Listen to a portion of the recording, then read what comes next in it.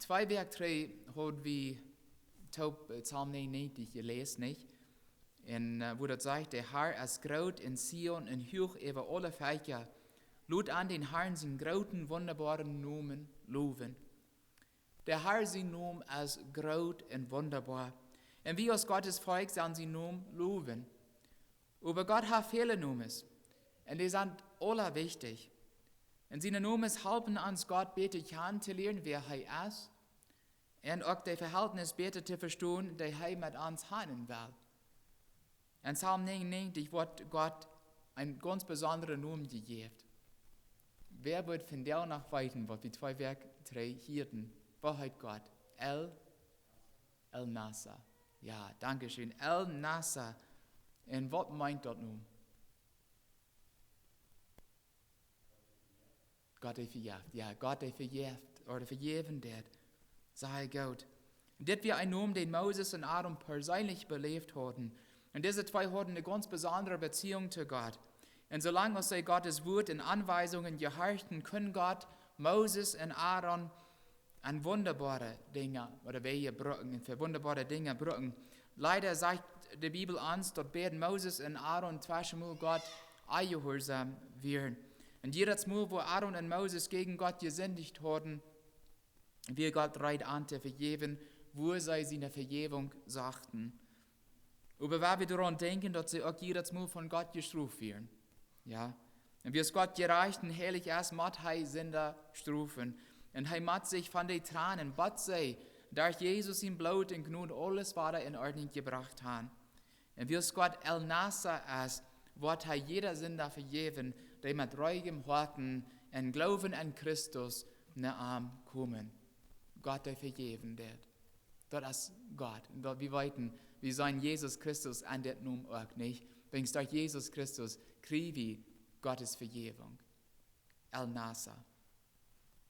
Den Namen, den wir von der Sumarius betrachten werden, finden wir in uns Text in 2. Mose Kapitel 3. Wenn wir Verse 13 und 14 weiterlesen, der mal applaudit.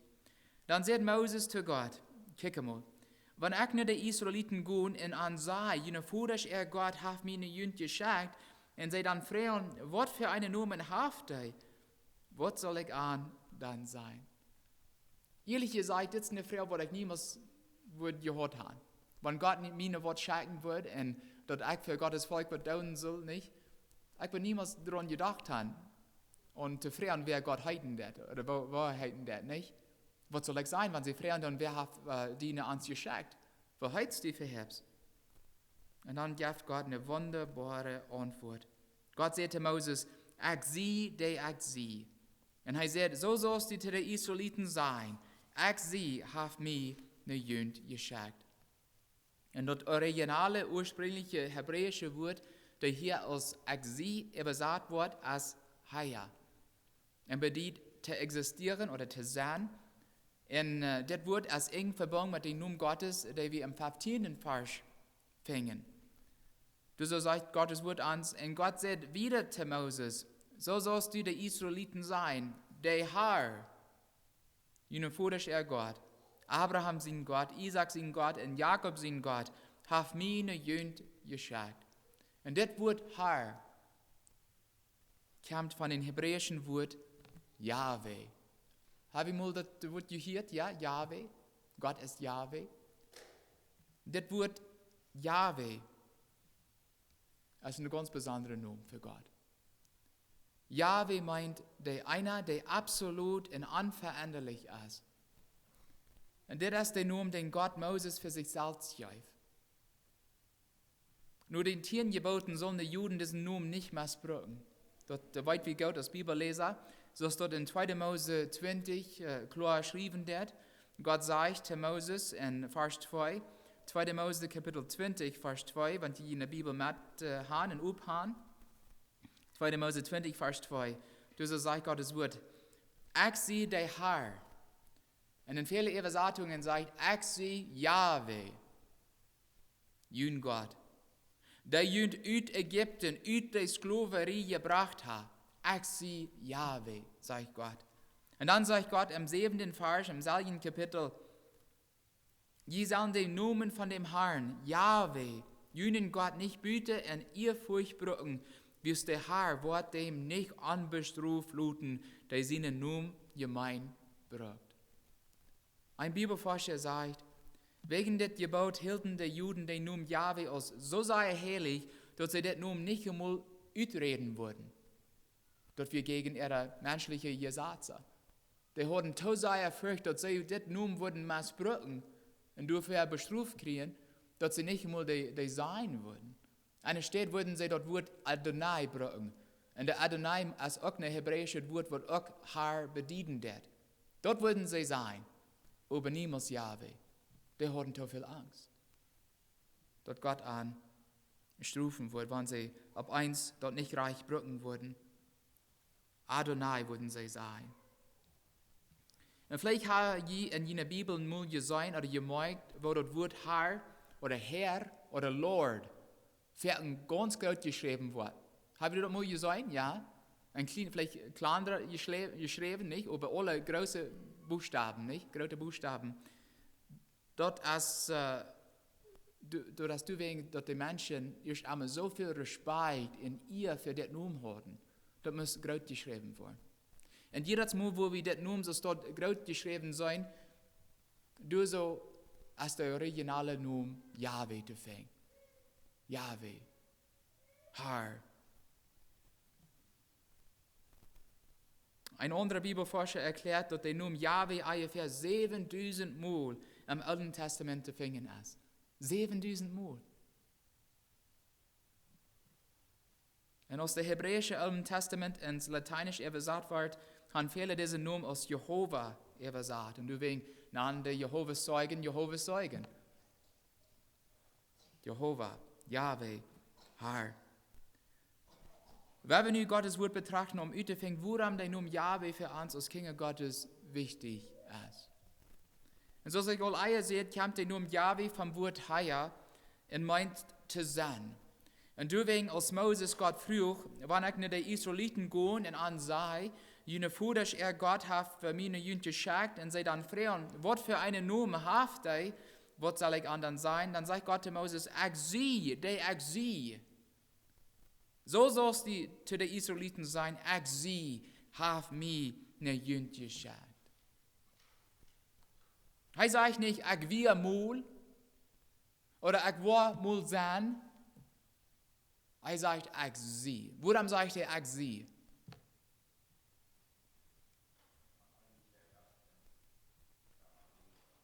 Hat Gott einen Anfang? Oder eine Eng? No. Das ist ewig. Ich sehe schließt die Vergangenheit, Gegenwart und auch Zukunft an. Und Gott ist immer gewiss. Der ist noch von dir. Und der wird immer sein. Und in 2. Mose, Kapitel 3, Vers 6, stellt Gott sich Moses selbst vor und sagt, ich sehe den Vater, sein Gott. Abraham, sein Gott, Isaac, sein Gott und Jakob, sein Gott. Und damit bedeutet Moses sich das gesagt. Er hat Angst, Gott anzukriegen. Als Gott das am sieht, wisst ihr endlich klar, wer da am Reden geht. Er hat wahrscheinlich die Geschichte von Abraham, Isaac und Jakob gelehrt und gehört. Er weiß, wo Gott seinen Vorfahren geholfen und wirklich Segen hat. Und die hebräischen Lehrer wurden diese Geschichte auch gut gekannt haben. Und deswegen sagt Gott am 15. Vers ans Tages, so sollst du der Israeliten sein, der Herr jener Vater Gott, Abraham sein Gott, Isaac sein Gott und Jakob sein Gott, hat mir eine Jünger geschickt. Und das ist mein Name ab immer. Je soll nie nicht abhören, den unterbeten, Gottheit, Jahwe, er ist ewig. Nur meine Frau kommt von einer Familie, die Gott lang gedient hat. Ihre Eltern und Großeltern. Und wenn ich daran denke, dass unsere Kinder auch den selben Gott anbeten kann und Gott dienen kann, da merkt eine große Freude in meinem Hart. Nicht? Und so sagt Gott hier, ich will ihn Vater, Gott, und ich will auch dein Gott sein. Ich sehe ab immer. Ich will immer. Ich will immer sein, so heute, Jahwe. Und während Jesus sein irdischer Dienst, dann hielten viele Jesus als der Messias. Und was sie seine Wunder sagen, die sehen er an, Johannes 7, wenn der Christus kommen wird er nach meiner Tiken stone aus dieser Juden haben. Jesus sagt für ihn, wenn die auch nicht mir glauben, dann kick bloß nur die Worte, die ich da. Die reden für mich. Und die Pharisäer, die hielten dort Volk Gespräch und Gefuschel, sagt Gottes Wort sogar, über Jesus. Und dann schickten die Pharisäer einen hohen Priester, Tempelwächter, Soldaten an, um Jesus festzunehmen. Und dann lesen wir Folgendes in Johannes Evangelium Kapitel 7, die Verse 45 bis 47. Johannes 7, 44 bis 47. Zuletzt gingen die Tempelwächter Tränen der hohen Priester und Pharisäer und die frühen Arm. Warum habt ihr ihn nicht gebracht? Und sie sedenten an. So als das Mensch redet, hat noch niemals ein Mensch geredet. Das ist nicht wunderbar? Die sollen am Fuß nehmen. Die werden mal so tun. Die sollen ihre Arbeit tun. Und die sagen, wir können das bloß nicht tun. Nicht, dass sie Angst vor den Menschen haben, die sagen, no, so als das Mensch redet, hat noch nie nicht einer geredet. Die haben gesagt, und die kann du wir ganz, was ganz Besonderes an Jesus Christus. Der wird bloß nicht ein gewöhnlicher Mensch. Und dann sehen die Pharisäer an, sind die auch all verletzt worden? Diese Pharisäer, die werden da. Sie wollen nicht haben, dass die Menschen an Jesus Christus glauben sollen. Und dann lud ein Kapitel wieder in Johannes 8 und hatten was die Juden selbst die Gelegenheit gekriegt, um mit Jesus persönlich zu reden. Und Jesus sagte an in Vers 56, Johannes 8, Vers 56. Jün Vater Abraham fragt sich dazu, dass er meinen Tag sein soll. Und er sagt denen, wir Frau. Und dann sehen die Juden zu ihm, du bist noch nicht einmal 50 Jahre alt. Und hast Abraham gesehen? Sie sehen an, oder Jesus sagte an, ich sage ihnen die Wahrheit, euer Abraham wir sie auch. Dann haufen die Juden Steine ab, eine Amte schmieden, Jesus über, verstürkt sich und verleiht den Tempel und ging weiter. Jesus zitierte direkt Gottes Wort in 2. Mose Kapitel 3. Er nahm Gottes Namen. Der Namen, was die Juden nicht einmal gewagt haben, reden. Und er sagt, dort sie auch. Euer Abraham wir sie auch. Ich sie. Als hier. Und dann steht, dass sie an Jesus glaubten, und dann steht, dass sie am Anbeten deuten, ihre sendende Arm brachten, hoffen sie Steine ab. Die wollen am Arm bringen. Kriegt du auf all die Menschen. Die werden so geeuert, dass Jesus diesen Namen für sich selbst nimmt. Ich sie als hier. Und der ist nicht die einzige Stelle, wo Jesus den Namen für sich selbst brücken wird. Jesus sagt zu Johannes in Offenbarung 1, Vers 8. Und hier will ich sagen, das sind weiße Religionen, die nicht glauben, dass Jesus Gott ist oder Gottes Sehen ist, und die haben diese Verse umgeändert, dass die was anderes sein dann. Zum Beispiel die Jehovas Zeugen, die glauben nicht, dass Jesus Gottes Sehen ist. Und die haben in ihrer Bibel diese Verse umgeändert. Ich aber können einer, wenn sie bei ihm der wären, können einer diese falsche Brücken am Ende wiesen. Und Jesus sagt, ich sehe Gott. No, die sagen, no, die Übersetzung ist nicht artig. Die nehmen ihre Bibel und reden und nie sagen was anderes. Das wird Menschen tun, die nicht Gottes Wort glauben wollen. Jesus sagt, Offenbarung 1, Vers 8. Ich sehe dort A und dort O. Der Anfang auch dort eng, sagt der Herr. Der du es, der du wir, und der du kämmt, der Allmeister. Vers 11. Ich sehe dort A und dort O, der erste und der letzte. Vers 17b und 18a. Ich sehe der erste und der letzte, ich sehe der Lebende. Ich wird tot, aber kiek, ich lebe ab immer in ewig. Beschriftet nicht Christ Jesus Christus? Ich werde tot und nu lebe ich ewiglich. Das ist Jesus. Gott ist Jahwe, er ist ewig. Und wie Jesus diesen Namen auch hat, weit wie dort Gott ist. Jesus ist Jahwe. Und Gott ist nicht bloß ewig, er ändert sich nicht. Der Hebräerschreiber sagt in Kapitel 1, Verse 11 und 12, die wollen vergehen. Was meint er? Alles, was auf der Welt ist, wird vergehen. Du überwascht bleiben. Er redet von Jesus. Die werden alle als ein Kleid alt worden. Du wirst die abrollen als ein Mantel oder wenig und die antragen als ein Kleid. Aber du bleibst so, als du bist. Und dein Leben nimmt kein Eng. Jesus. In Hebräer 13, Vers 8, sagt er. Hebräer 13, Vers 8. Jesus Christus ist derselbe gestern und von der und für alle Ewigkeit. In dieser Welt, wo Werte, Morale und Gesetze ständig ändern, habe Beständigkeit und Sicherheit in Gott fängt, der sich niemals ändert. Das wird einer geschrieben haben. In Christus Gott Abraham, Isaac und Jakob geholfen und gerichtlich gesegnet hat, verspricht Jesus uns zu helfen und zu segnen, wenn wir am annehmen tun, wenn wir am gehorchen tun und wenn wir am dich bleiben tun. Dann wird er uns dich bleiben. Gott will haben, dass Moses das weiten soll, und er will haben, liebe Geschwister, dass wir das auch weiten sollen. Gott ändert sich nicht. Und der Name Jahwe bedient auch selbst existierend. Gott ist von keinem abhängig. Ein Ding, wofür wir Gott alle Tag verdanken können. Der ist von keinem abhängig. Wenn Gott der Anfang ist, dann will er für alle Dinge, nicht? Und nicht bloß das, alles ist auch von arm und durch arm gemerkt.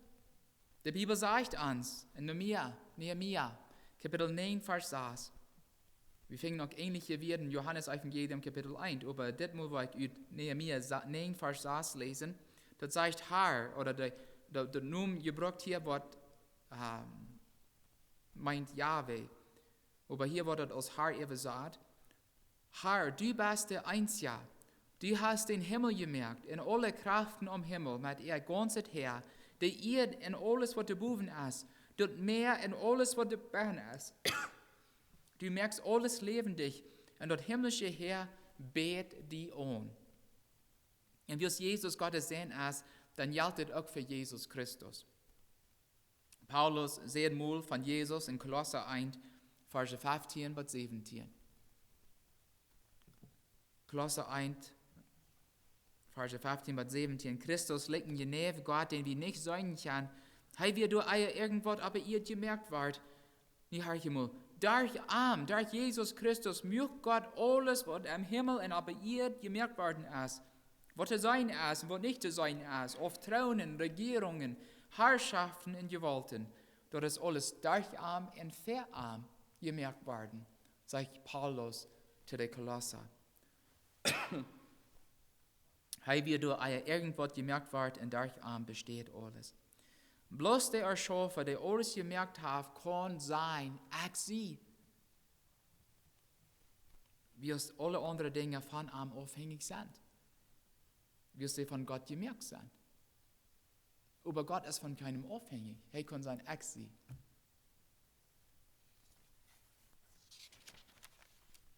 Wie es Gott von keinem abhängig ist, weit wie dort sein Wort auch so ist. Sein Wort bestätigt sich selbst. Und hier mag ich an Biliam denken. Weißt wer Biliam war?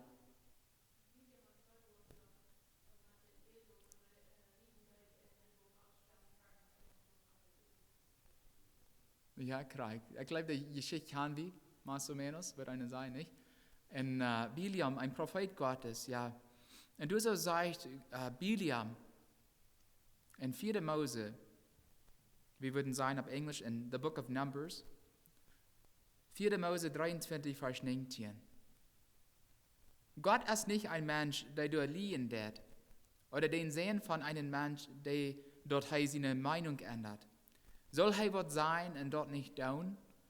Soll er was reden und sich nicht daran halten? Gott ist nicht ein Mensch, der liegen wird, liebe Geschwister. Wenn Gott was gesagt hat, dort wird er. Nicht zwischenmal, nicht manchmal, wenn einem dort gut fällt oder für Schein geht. Wenn Gott was gesagt hat, liebe Geschwister, dort wird er. Jedes Mal. Die Autorität, die sein Wort hat, ist über alles.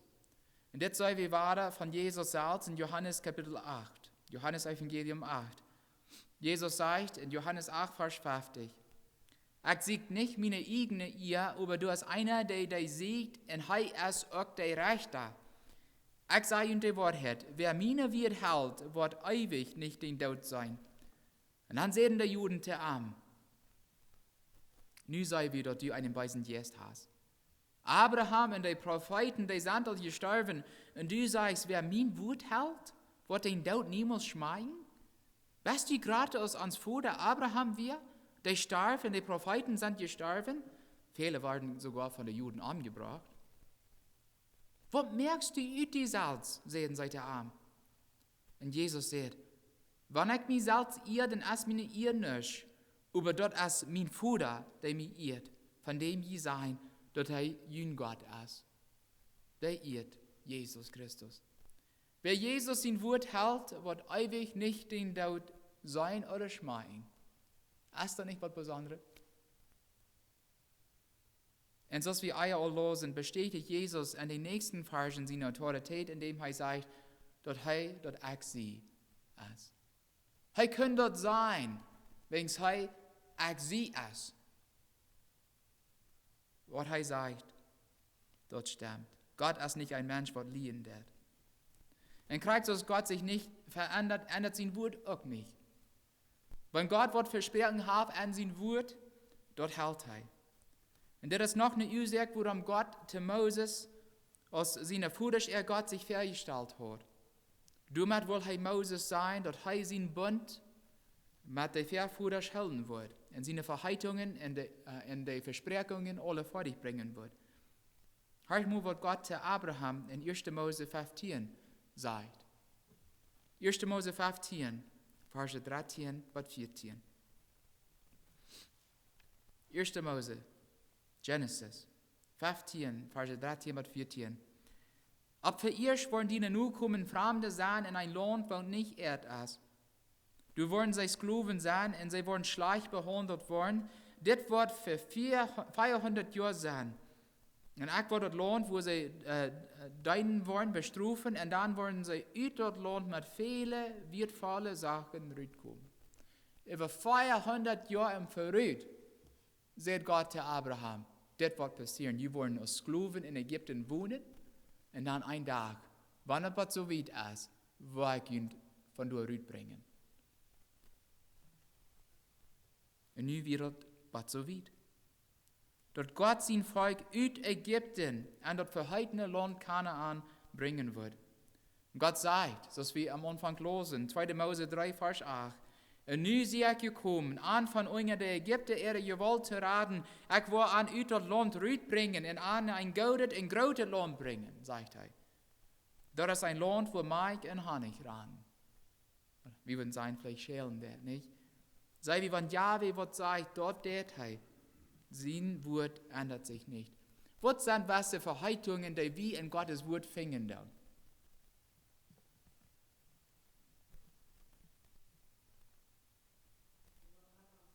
Die wird immer mit uns sein. Amen. Was noch?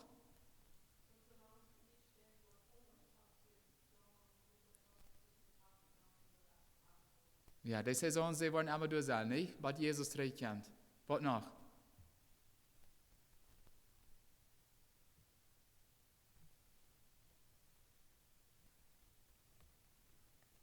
Sind du nicht Meier? Ich nehme an, die sind.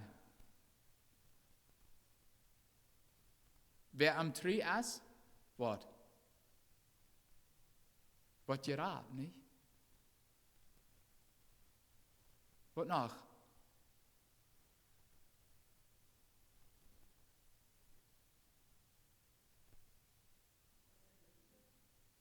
Hij kwam terug. Hij verspreekt dat. Hij kwam terug.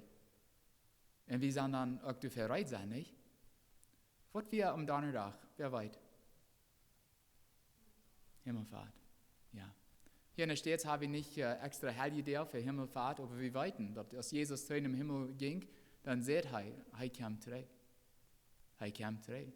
Dort habe ich uns versprochen. Liebe Geschwister, ich würde uns zurufen, wenn wir zu Gottes Wort lesen dann, werden wir bitte einen Stift nehmen oder was immer und all die Verheißungen Gottes unterstreichen oder was immer, so dass wir das sagen können und vielleicht auch auswendig lernen können, woran, wie es Gott sagt, was ich gesagt habe, das tue ich. Ich sehe, sagt das. Ich sehe. Auch wenn die ganze Welt changen wird und am anderen wird, bleibt mein Wort ab immer.